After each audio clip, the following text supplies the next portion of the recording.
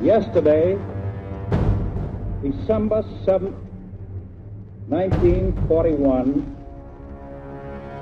a date which will live in infamy. The United States of America was suddenly and deliberately attacked by naval and air forces of the Empire of Japan.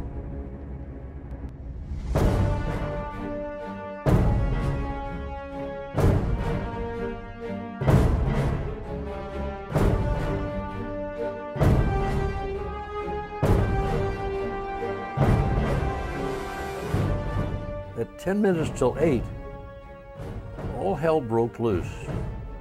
And I mean, huge explosions and this sort of thing.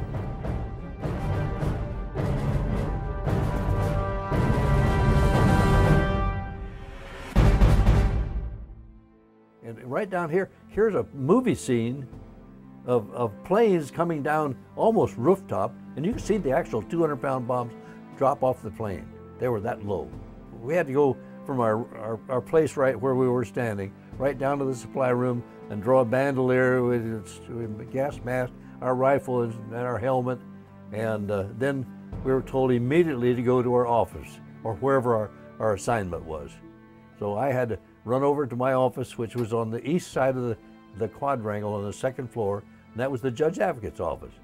You could look out the window of our bunkhouse where Division Headquarters Company was quartered, and there's the airport with all the P-40s lined up, because in a circle of all things. We were just standing on the porch, Roger, and we had a first lieutenant who was from intelligence. He was out there. I said, "What's going on?" He said, "Well, that's just the maneuver ending that we've had for the past 3 days." About that time, here come a zero, I mean level top of the quadrangle, and spewing lead on the pavement. Why we didn't get hit up on the balcony there where we were was beyond me, because you could see the 2 or 3 shots that hit the pavement and bounced off.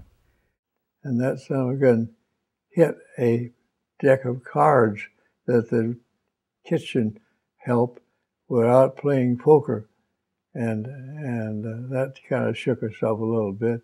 But we never did see another zero at that location in Schofield. It was just total shock for everybody.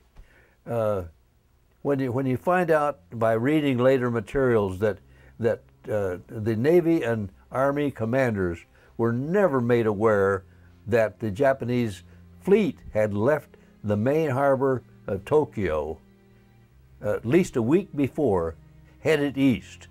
Now, where were you going to take the entire Japanese fleet? And Roosevelt knew this. The big thing is that Pearl Harbor was sitting duck. We had all of our battleships right in one harbor. And it was because Roosevelt moved the Atlantic fleet to Pearl Harbor a year before Pearl Harbor ever happened. And when you read all of this, why, you realize what really was going on when you were sitting there watching it. But the demolishment of Wheeler Field was like some of the major world fires that you've seen. It was just one great big explosion. How people got out of that place, I don't know.